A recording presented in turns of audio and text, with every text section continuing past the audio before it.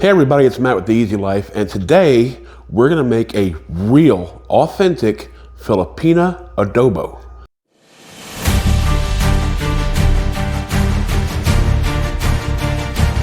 Now, this is an easy recipe to make, and my girlfriend in the Philippines will be judging me on this. So, it's just like the rice and gravy I made.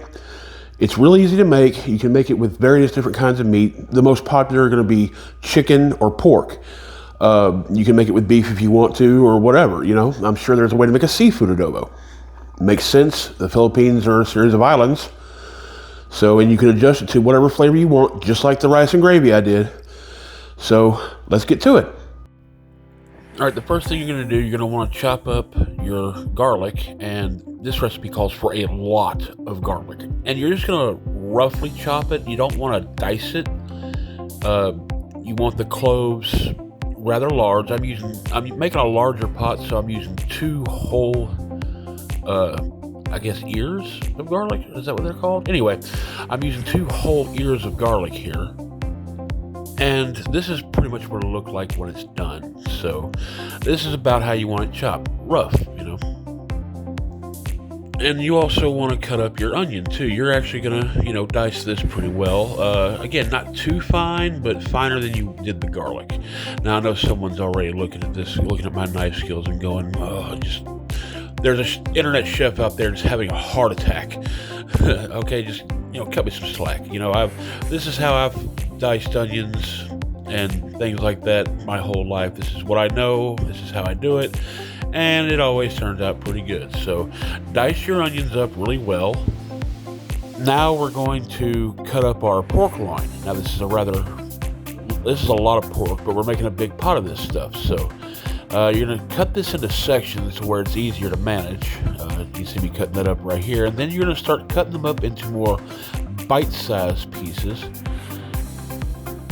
And, a lot of these pieces will, these large sections like this will make several bite-sized pieces, and you'll end up with something like this. Now, we're going to throw this in the pot here and just listen to that sizzle.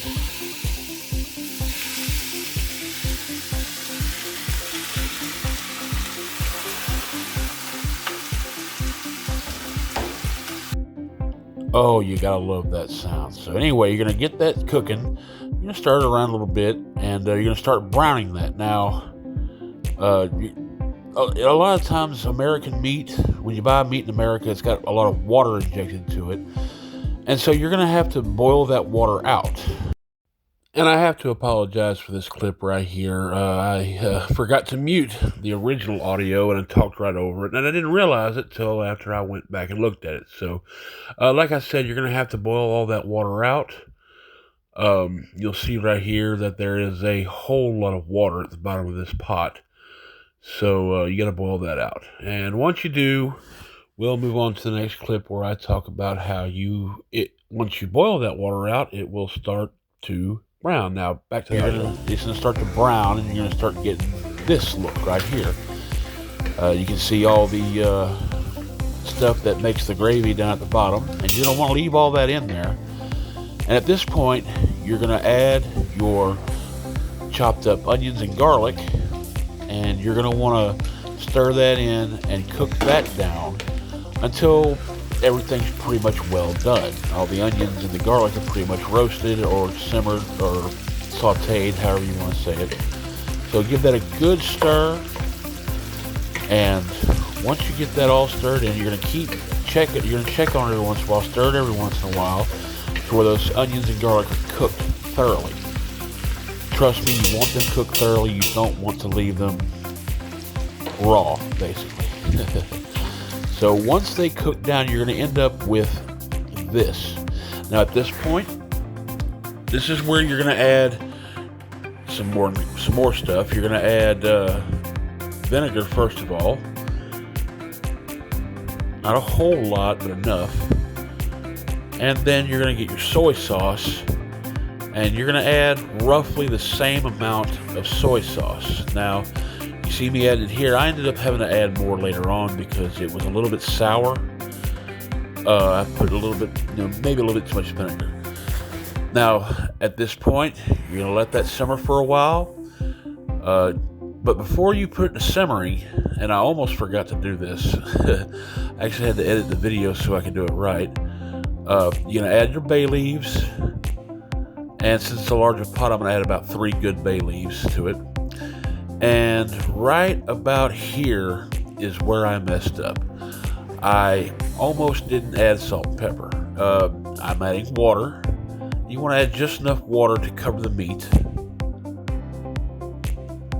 And this is actually going to help tenderize that pork as it's simmering like this. And this is where I almost messed up. I actually put the lid on it, and then I forgot I didn't add salt and pepper. So you add your salt, and you're not going to need a whole lot of salt because of the soy sauce. And a lot of recipes call for peppercorns, but you can use ground pepper. So it's not going to hurt anything if you use ground pepper. Just use, a good amount of it to your taste. You can see I'm adding more, and I actually ended up adding more later because I really like pepper. So at this point, you're going to cover it up. You're not going to stir it. It's very important you don't stir it. You're going to cover that for about 20 minutes or so. And after about 20 minutes, pull the lid off. And it's going to look like this. And at this point, you give it a taste and see if you need to add anything. Now, if it's too sour, you put too much vinegar in it, you can add a little bit of sugar. I added more soy sauce, and I ended up with this. All right, let's try it out.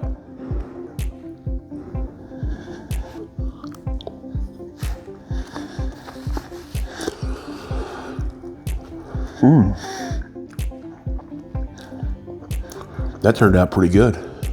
Much better than the last time I tried it. All right, so I hope y'all enjoyed this video. I had a lot of fun making it.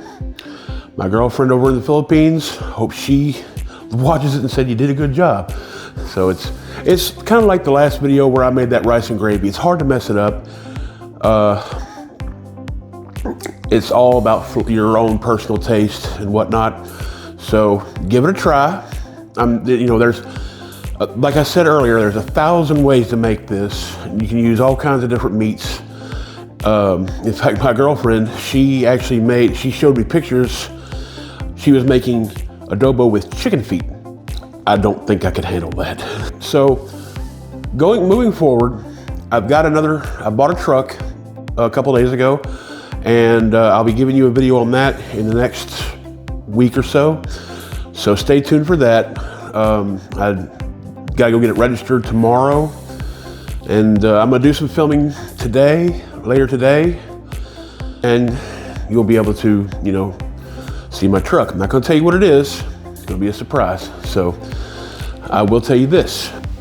I have something to put on it from Jack in the Box. Well, once again, thanks for coming along. Hope you enjoyed the video. I hope you want to give this recipe a try. Adjust it to your personal taste. Like I said, I had a lot of fun making it. It's delicious.